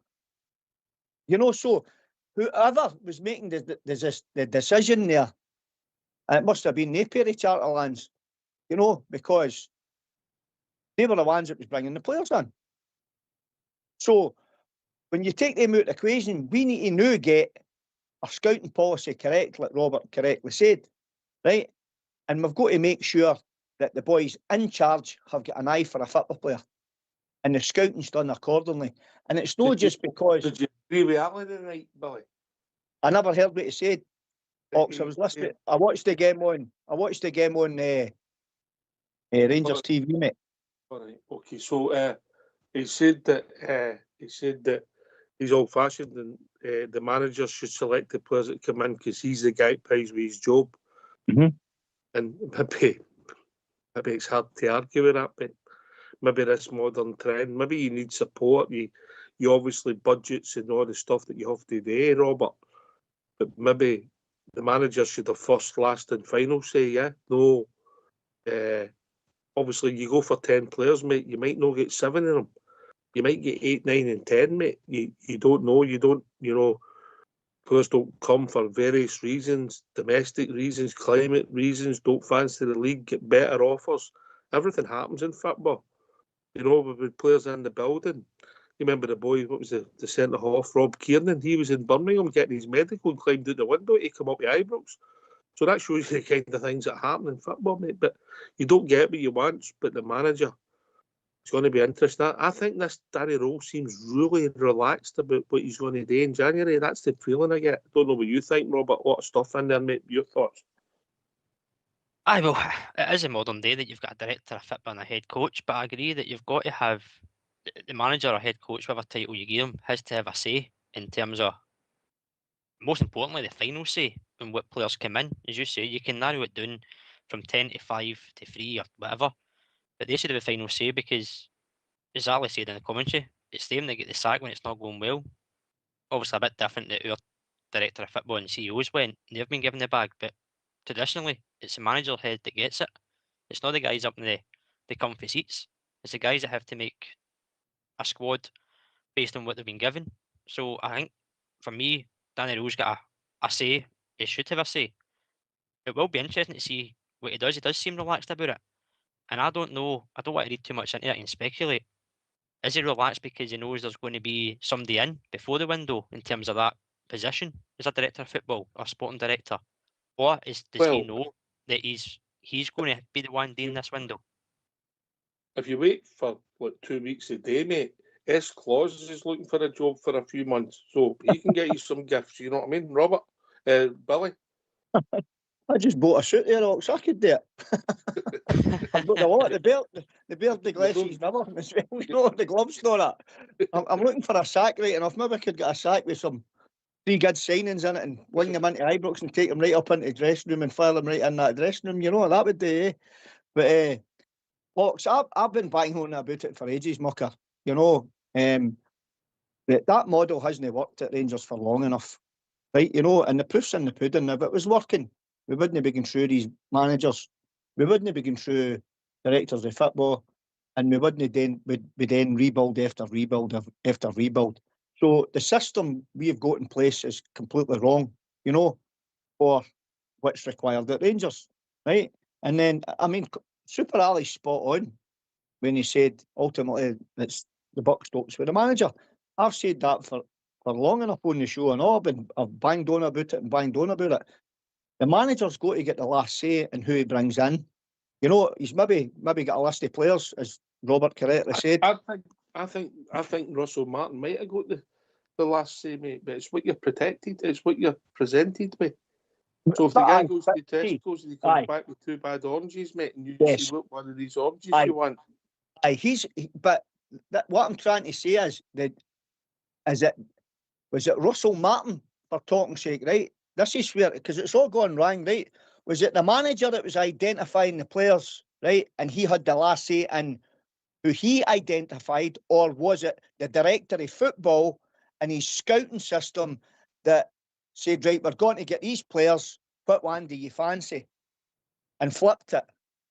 To me, that's the way they've worked at there. And yet Rangers are coming out and saying, no, but it's because I listened to that Thelwell talking about it, and I went, you've just contradicted yourself big time there. One of his statements before he got the sack, you know, when he was talking about the manager gets the final say and all that, right? I heard him. I went, like, you're lying through your teeth, you know. So that's how that's came across to me, Ox. You know, regarding a director of football, guys, you definitely need one, right? You need somebody to overlook things, right? But the manager should ultimately, he should be going to the director of football and saying, right, they're players that I fancy. They're 10 players that I fancy. How many of them can you get me? Right? And they can say, right, but out of that 10, there's a possibility I can get you 6. I can definitely get you 3, right? Say, well, see the 3, you can definitely get me the new, right? Away to the board and get the board to do a deal. We'll sort that out, right? And you sort that one out, and then the ones that you could get out of the 10, you say, well, you know what? Is there any room here for negotiation type thing? And you go and you speak to them again and see what you can haggle there. That's the way it works, you know. But the way it is now, mate, it's definitely not working regarding the present situation, mate. But on the Danny Roll as well, mate, he certainly he comes across quite confident on his interviews and that. You know, his pressers and that, he comes across good. You know, he seems quite a calm person. Saying that too, I've seen him on the touchline. He shows a lot of passion and all that. He shows a lot of passion to the supporters after games when we win. He's out to the fans applauding. That's brilliant to see, you know. But he certainly brings a calmness to the situation as well. You know, what I will say is, I don't know what you think of this one. I know he's been about in Germany, you know, at different levels and all that. So you would think that he would take or tap into that knowledge to bring in players in January that maybe could do a job. Maybe there's some experienced players in Germany that's maybe we could. No, I wouldn't say jackpot signings, but there could be signings that could be brought in to correct what's gone wrong now, to help us over the line to the summer. The ones you would get in January would maybe guys that's maybe they've got 6 months left in their contract. You'd get them at a decent price to get them in early and get them maybe a 3.5 year contract, maybe a centre half at 28, mate. You're not going to, it's not the perfect model for signing them on, but if he's fast, physical and can play the game, mate, it's what we need. And yeah, efficient German, it would tick a lot of boxes. Can I just say one thing, Billy, before I take that to Robert? I think bizarrely that Thelwell gaslighted us. I think I said it on the show back in the day, mate. 100% correct. I think what he done was he went and said, he's went and presented Chermiti to Russell Martin, who's that type of here. Give me anybody, I'll coach them, make them better, and I've got this brand that'll make players better. So he's went and said, look, I've got this centre forward, he's big potential, he's 6'4", not quite worked out for the Everton. I think we can get him. And he's went, aye, no bother, go and get him. We'll take him. It's not been his choice. Or he's went, there's 2 fullbacks we can get. We can get this one, or Max Aaron's on loan. He'll take X amount of our budget. It gives us more options with other players. He's played in the Premier League. He's got pedigree. We think he'll improve our squad, stroke team, maybe take over for Tav. He's maybe presented 2 and he's got to make a choice between the 2. Ultimately, he's had the right decision, but if you're only picking out the 2 dud oranges, Robert, what kind of decision have you got? Aye, I did orange either way. No, you're right, mate. The way it's probably been presented in the game, we'll never know the conversations that were involved in them. But you wouldn't be surprised if that was the scenario that played out. Basically, just sold him on a player alone, i.e. the Chermiti one, because even Russell Martin, I don't think in his right mind would look at that and say, aye, that sounds smart. And if he had other options there, but if you're only getting presented one, you say, oh, we need a striker. Here's a striker for you. Oh, aye, no problem. I'll take it. People said Russell Martin was a yes man, and I think that would be a great example to use if that was the scenario played out. But on Billy's point, I think he's right in a sense. The German market, Danny Rule knows it. He's obviously got contacts as well, not just in Germany. He's worked under some big names as well. I'm not saying go away to Barcelona and see who you got in Barcelona we can get, but why no ask? Because you tell me there's nobody in the Barcelona reserves that isn't going to be better than what we've got. So again, swap it markets, different places, experience. That doesn't mean 29, 30-year-old. I mean, the guy tonight for Ferencváros, he's 20 years of age and he's got 50 appearances. That's experience. By the way, good player. Oh, aye. Great player. 20 years of age with 50 appearances, right? Was he the same size? Was he the same size as Conor Barron and young Lyle Cameron? Was he? I know. They had some big boys in their team as well, though. That boy could play, and for a young boy, the physical presence. Billy, don't know if you noticed him. Midfielder, good player. Aye, good player, big lumpy laddie, wasn't he? But steady as anything, you know. What I'll say, Ox, about the Germans, you know, when you look at the German professionalism in football, you know, their standards are incredible, you know, for the way they conduct themselves and the way they play the football. They're well drilled, you know. You can look away back to, you know, the German teams in the 80s, you know, the World Cup teams, the European European Championship teams and that, you know, guys like Andy Bremer, you know, players, you know, big Matthias Sammer, you know, they were all top professionals. So they're all in that nucleus. They all come through the German system the same way, you know, because the Germans have got a system that works. It works at international level, it works on European level, and it works domestically. You know, you look at the top teams, how they go about it. You know, for talking sake, Dortmund they'll have a good run for a few years. They'll bring players through, and then they sell them on. You know, and then you'll have Bayern having a good season. Then you'll have Leverkusen will come up. You know, perfect example. You had Eintracht Frankfurt. You know, they got all the way to the European final, beat us in the final a couple of seasons ago, and then they qualified for the Champions League. So there is a nucleus, or a standard of football there that they've got, the way they set their stall up. So, I mean, if we can tap into that and try and get some of that experience and get some of the experienced players into a Rangers side, then it can only be beneficial for Rangers going forward. No, I'm not saying we want 11 Germans playing in the Rangers team. You know what I mean? We wouldn't be able to sing the song. You know what I mean? About RAF. But if we can get maybe 3 of them in their team that are dyed in the wool seasoned professionals, you know, then that can only be good for Rangers going forward, because when guys like that come into a football club and see these laddies that's maybe not got that experience, or they've got a bit of potential, or they're showing something but they're not showing it regularly. These experienced pros come in, and they guys must watch them and they must look up to them, and then they learn off them because of the standards they set for turning up for the training in the morning, the way they eat, discipline, yeah, the way they train, the way they play, the way they conduct, you know. That's a good point you make, Billy, because that's apparent that sometimes there's a lack of discipline in this group of players under Martin, and it's still not solved under Danny Rowe. And I'll use Connor Barron. The amount of blind passes he makes, flicks and that, and gives the ball away cheaply, that's a discipline on the football part. If there's something you can't do, you try it in training. You don't try it 30 years for your own goal and put your whole teammates under pressure. So there's the discipline, and that's where you've got to be mentally tough to play at the highest level. And that's the difference, mate. That's the difference, being mentally tough. Anyway, let's hear from you. Why don't you give us a call on 0141 356 1972? It's your show, it's your platform. Let's hear from you.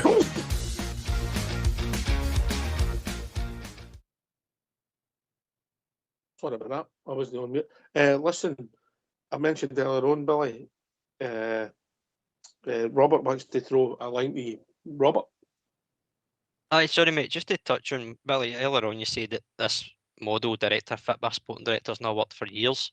Would you be comfortable with giving Danny Rule full control in this window? The last manager we gave control to was infamously Michael Beale. Would you be comfortable letting him have the reins? Well, listen, he's the only one there, mate, isn't he? So what else have we got to do? You know, that's a cracking question, mate. You know, that's a cracking question. I would, mate. I would. I would like to think that what he's got, mate, he's got enough savvy about him, and what we've seen football-wise, you know, you can see what he's trying to do, and the way he's coming across in his pressers, etc. You can hear what he's trying to put his philosophy across in games, in pressers, etc. Sorry, should I say? So I would, mate. I would give him. I would let him have a go at this just to see, because listen, mate, it can't be any worse, can it? It can't be any worse than what we've got to know. So back to what I says.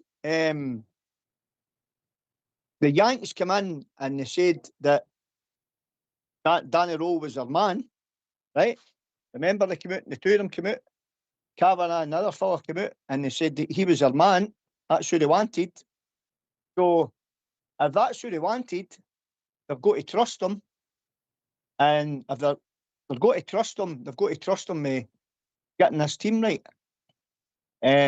Because there's a lot, as I said to you before earlier on in the show, there's a hell of a lot of money involved here, you know, because if they don't do it properly in January, you know, it's just going to get worse and worse and worse, you know.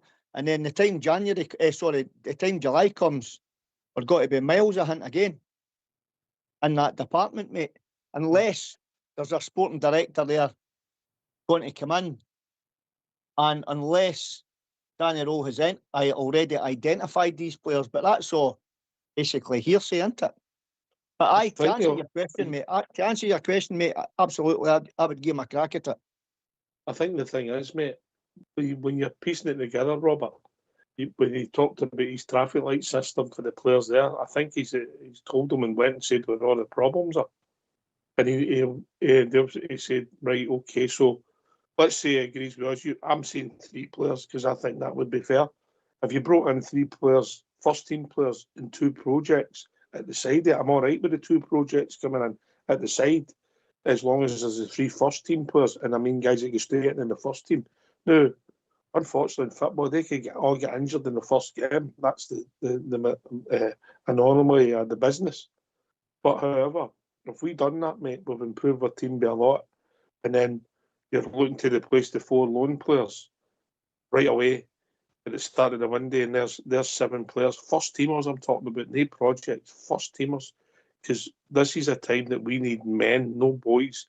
And we can have the boys in parallel and try and put them into a good team and give Finlay more time and watch them hopefully grow, you know, but we have to get it right. You might be say 4, and I get that. I'm just being more maybe realistic than with 3. I know there's not a big difference, Robert, but first teamers players, but they'll be waiting to see where we are. You know, if we win on Monday, we win the following weekend, we win the 2 games, yeah. It's a different scenario where we are if we don't achieve that, Robert. So they'll be waiting to see where we are. Aye, and that's at every club. That's just modern day football. They'll see what's on offer. I mean, you can write Europe off pretty much. So you want to see, well, where are you in the league?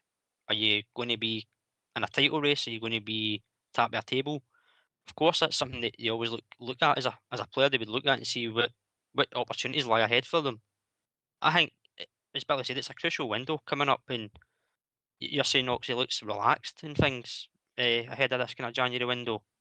I think, again, I'm only speculating, and this is just my opinion. I think it's because he either knows there's going to be an announcement before the window in terms of a director coming in to help him, or he knows that he's got the reins in January, and if he has a crack at the whip, like Billy says, you can then say, well, he's brought these players in, he's improved the squad, it's working.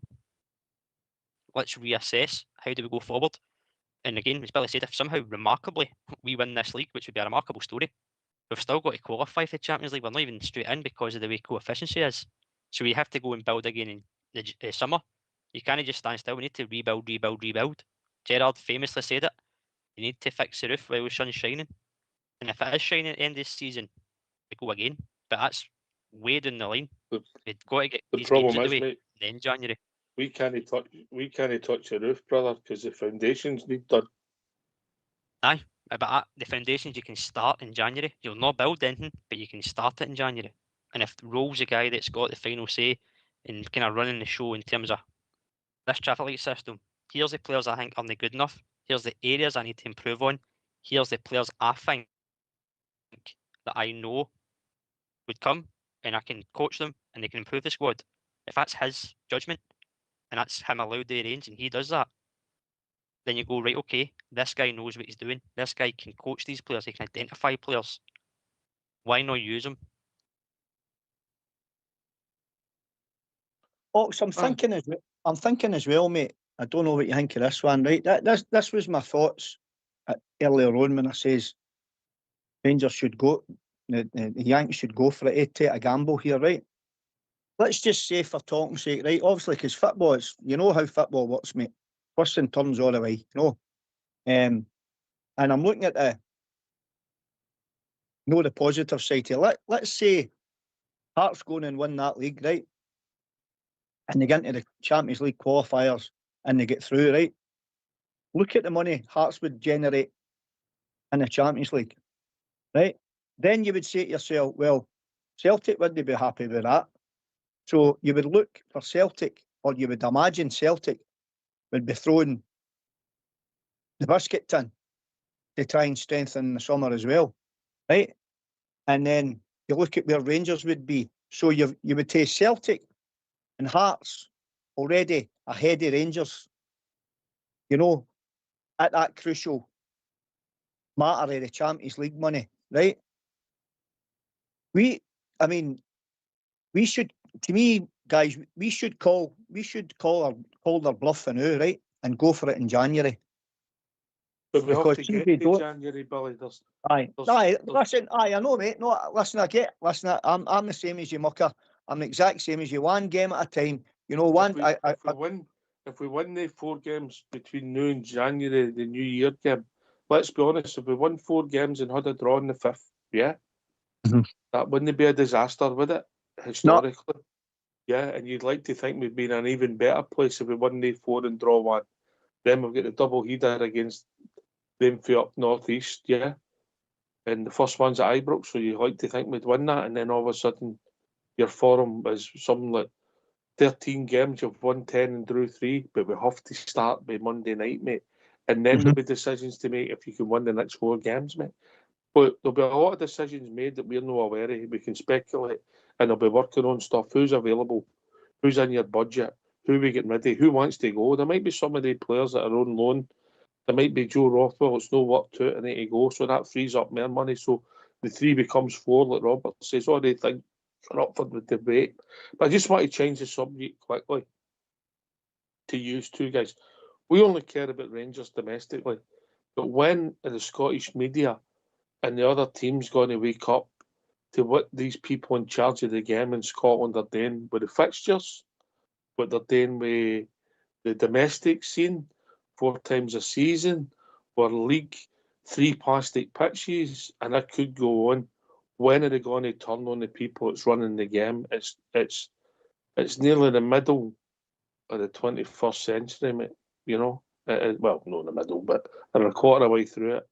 We've tried this experiment for 50 years now, 4 times a season. We've got a split that I don't think any of the fans like. I don't know anybody that likes it. Yous might be different. I don't think anybody's ever told me they liked it. When are they going to turn and say what's happened to Scottish football? And when are the rest of the teams going to wake up that they've had their pockets dipped? Billy, then Robert. It's a disaster. You know, it's been a disaster for years and years and years. You know, the way this league is set up, for talking sake, it's only to benefit one club. We know that, you know. But listen, it's like anything else. If you want to sell a product, right, it's got to be a good product to sell in the first place. You know, and if if you buy garbage, you'll not sell garbage. But if you buy good stuff, you can punt it on, right? You know, but Scottish football needs a full new rebrand, in my opinion, to attract money into the game regarding sponsorship deals, etc., TV revenue and all that, right? So it needs a full new rebrand. You know, it's like they're dinosaurs in positions of power within the SPFL, the SFA, and they will just not change, you know. So it's up to the other clubs to say, well, listen, this is not working. You know, we're just getting by on XYZ amount of money. You know, I mean, perfect example could be Livingston. You know, the money that they're generating, the money they need to survive as a football club. You know, the money they've got, the revenue they're going to lose if they drop into the Championship. You know, the money they could keep if they're in the Premiership. But how are they going to stay in the Premiership with no budget, you know. So, and then it's like a catch-22 as well, Ox, because you say to yourself, well, the TV revenue, the TV companies are only going to give XYZ amount of money if you do 4 games a season. So it's like you're stuck between a rock and a hard place, Mucker, when you think about it that way. But I'm with you, Ox. The full setup needs a full new a full new think tank, mate, and it needs a full new rebrand. Rapidly. Big time. Aye, and as quick as it possibly can, mate. Yes, and get rid of them all in charge, every single one of them. Robert? I couldn't agree more, mate. It's died a death, Scottish football, and that's just not our league. That's the whole Scottish pyramid. It's an absolute shambles. The league format, as you say, 4 games a year, the split. It's just not entertaining or exciting or anything. For me, you should look at a restructure, expand the top division, and then you've got kind of 2 lesser team leagues below you, and work it that way. But again, that all comes down to finances. Even if you look at the Championship now, which is usually a quite a competitive, close league because teams in there can all beat each other. But if you were to promote, say, 4 or 5 or 6 of them into a top division, then again, as Billy said, there's a lot of financial implications on them coming down and up and down and up. English football, you go to the Championship, you get £90 million for getting relegated. You get relegated here in Scotland, you're saying, well, have I got a job at the start of next season? Am I employed? And that's just a player, never mind a manager or a coach. The whole thing is just nothing. It's absolute scandalous. And then you've got the TV deals, Sky packages, kick-off times getting dictated. I mean, I know it's not as only affected by it as other teams as well, but 8 o'clock kick-offs on a Saturday night in December is ludicrous. Easy, mate. If you're going to win 3-0, we can play every game at 8 o'clock on a Saturday night. If I guaranteed it, no problem at all. But I mean, it's the fans that are having to pay money out. It's Billy said it earlier on. Guys are travelling, mate, in thousands of pounds to go away abroad, especially for us in Europe. And then you're Saturday night down at Kilmarnock or anywhere else, for that matter of fact, in the month of December when times are tough, and you're still asking people to come out at that time to travel. I'll say it guys again, across the water as well, mate. It's just shocking. I said it last year when we played a cup final the week before Christmas, mate. Just ludicrous, yeah. No thoughts of the people at all. We're not in it. Should be in it, by the way, but that's another story. Here's one for you, Billy. No, I mentioned it on the show before, and I know we digress because obviously we didn't have the greatest performance tonight. If Aberdeen's form, which has improved in the league, getting in the top 6, we will play them 4 times between January and May. If we draw them in the cup, that's 5 times, yeah? Mm-hmm. Could easily happen. Agree? No, of course it could. And then the fixtures, we start off, play them quite soon at the start of the season, draw them in the League Cup, and then play them again the second time round before Christmas. We could play them 8 times in 11 months. How is that good for watching football, or you just, even if it's an exciting game, it's too much. That's what's happened, yeah. 8 times in 11 months, mate. If anybody thinks that's a football spectacle, they're kidding themselves on, as far as I'm concerned. You know, that's just ludicrous. So you've got to question how can that possibly happen? You know. So, well, how is it happening? Oh, well, it's happening because due to the setup of the league. Yes. So, you know, so if you're saying, well, how can that happen with the setup of the league? So you say, well, that can't happen because it's not spectacle for football, so we're not making money out of it. So we've got to change that to make money out of it. I mean, it's like the blind leading the blind. Whoever's the think tank is here with SPFL and the SFA, mate. You know, listen, I'm amazed, you know. See the AstroTurf or 5G or 6, whatever it is. You know, I can understand why teams have it to keep games on, right? I totally understand that and I get that, right? I get it, but to me, it's just I jumped up Ash Park for the 80s when we all played through down at Airdrie and through in Glasgow and that. You know, that's what they are. I fancy Ash Park, you know, and they've got no place in professional football, right? None. But that said, if we could expand the league, like Robert said, to, I don't know, whatever setup they could possibly come up with, and say it was another 6 clubs or something come up and they all had 5G parks, right?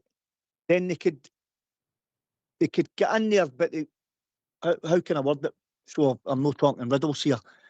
They could get in for the next couple of seasons or something, right? But one of the deals would be, right, after, if you stay up here, you've got to upgrade to with the revenue you've got.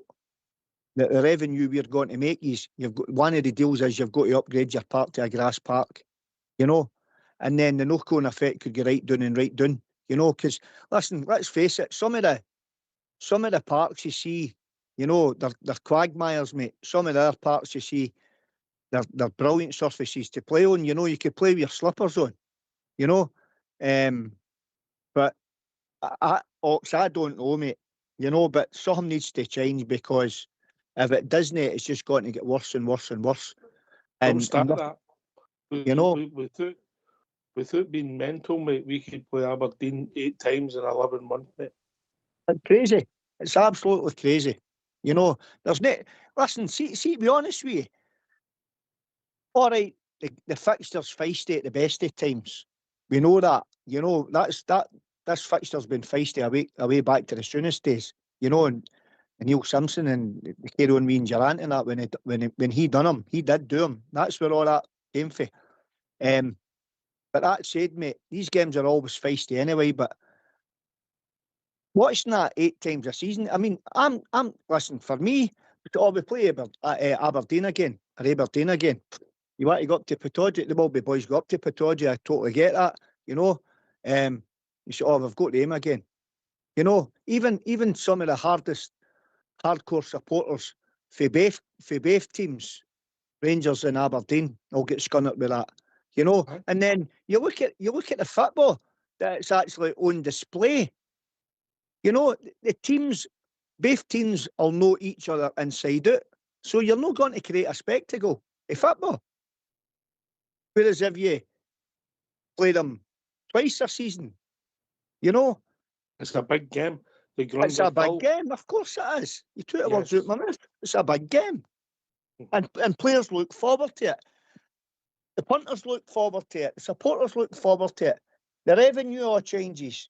You know, you've got Sky coming in with big money to go and watch. Oh, Rangers are playing Aberdeen. It's always a cracker. You know, this one's at Pittodrie, the last one at Ibrox ending a 3-2 win for Rangers, you know, etc. Oh, you know, I'm just using that as an example. But that's the kind of hype that would bring. You know, instead of, oh, by the way, we're playing Aberdeen again for the 8th time this season. Brilliant, eh? You know? Aye, and that's me taking away replays, Robert, eh? I know. It is crazy, mate. It honestly is crazy. And as Billy said, there's just no entertainment in it. Because you're going up, name again. I mean, even the one in January, a double header, it's like a warm-up for the next one. Right after each other. It's ludicrous. I know it's a rescheduled fixture, but you're telling me that was the only available slot? Rather than putting Rangers Aberdeen and Aberdeen Rangers? It doesn't make sense. There you go, mate. You've done the fixtures where you know that the chances are that the teams for Europe are going to get to the final of the League Cup because they all come in later, right? Mm-hmm. And then you've no organised your fixtures accordingly, mate. It's just a joke, mate. The whole thing's a joke. It's amateurs. It is, mate. And just touching on Billy's point about the Astral Parks, I'm agreeing. I'm not a big fan of them either. I think there is a change coming in that they need to have grass parks in the top division. I don't know when that kicks in, but I remember saying that they keep them for games being on. Remember a time when Gerrard was here, there was more games called off at Livy on an AstroTurf pitch than there was in any grass park in Scotland. Waterlogged, wasn't it? Waterlogged. Waterlogged and covered in snow and it had melted or something and made it unplayable. When it's meant to be an all-surface, all-weather pitch. Mm-hmm. All I know right. they've improved it since, but... Anyway, we digressed a bit. Listen, we're getting near the end of the show. We'll just go back to the game tonight. Frustrated. I said good, bad and ugly. Good was the goal. Some nice football, Billy. Mm-hmm. The bad was some of our play and the ugly was the defending, mate. Yeah? Aye, definitely. Aye. And Teddy Bears cost me a couple of pound a night. I let the hurt rule the head. I had them doubled with Roma, and a wee sneaky double, but listen, it is what it is. Aye, you're right, Ox. You know, I mean, the first half I thought we done all right. We matched them up. You know, Butland had 3 bloomers. You know, he gave the ball away 3 times. You know, and he came for one, and I don't know what he was trying to do. But the first half I thought we were all right, and obviously we gets the goal. It's a brilliant goal for Majorski, mate. You know, but the second half, absolutely atrocious, eh? And I think now that when these players are getting into, it's all back down to the mentality issue again, Ox. I've spoke about that as well, mate. Attitude and mentality, right? And when you've got experienced players round about, guys like that, and when these situations happens, you look to the experienced guys will pull these young laddies through that. You know, there's no leaders in that Rangers team. You know, you could point, you could say, oh well, Raskin's a wee bit experienced, right? Is he a leader? No, really. You know, and I love the bones out the wee guy. Tavernier's a leader, finished. You know, Butland. You know, so where's all the leaders in the teams to pull these laddies down? And when things didn't go right in games of football with the Rangers, and we start to concede goals and we start to do the basics terrible, you know, we can't get the basics right and start committing the schoolboy errors and all that. These players just seem to get in their shells, eh? They just go right in their shells, and that's when it frustrates the life out of me. Back to what I spoke about right at the start of the show, mate, about pub team players. You know what I mean? Getting big wages, because that's what they look like, pub team players, mate. I don't know if I've ever seen a centre half get himself in such a mess with something that was so bread and butter. Facing the wrong way, yeah. I mean, we had Diamondi doing it at free kicks the other night when it was up at was it Tannadice? Yeah, it might have been Tannadice, yeah. So, wow, it was just a shock. Listen, Billy, thanks for the call, brother. Good to hear from you. Enjoyed it. Last word for your good self, Robert, on the same subject, the game. Aye, again, mate, just obviously frustrated, because I think it's a game you reserve for taking, to be fair. Like I say, there's not a lot between the two sides, but at the end of the day, mate, defensive errors, individual mistakes have cost us yet again. The only silver lining, as I said, is all but realistically out of Europe. So park that aside, and all the focus for me now shifts to the league, starting on Monday night against Hibs, and then the 2 games in January when you get there in Europe. Just use that for minutes in the legs for players that are coming in or players coming back from fitness or whatever, and all focus on the league and see where it takes us. Monday next weekend, mate. Monday, 2 games. Positions improving, mate. Yeah. Listen, thanks to Ross, Billy for joining me and Robert on the show. Thanks to Fox and All School Bloom for doing the technicals. This has been Rangers Radio.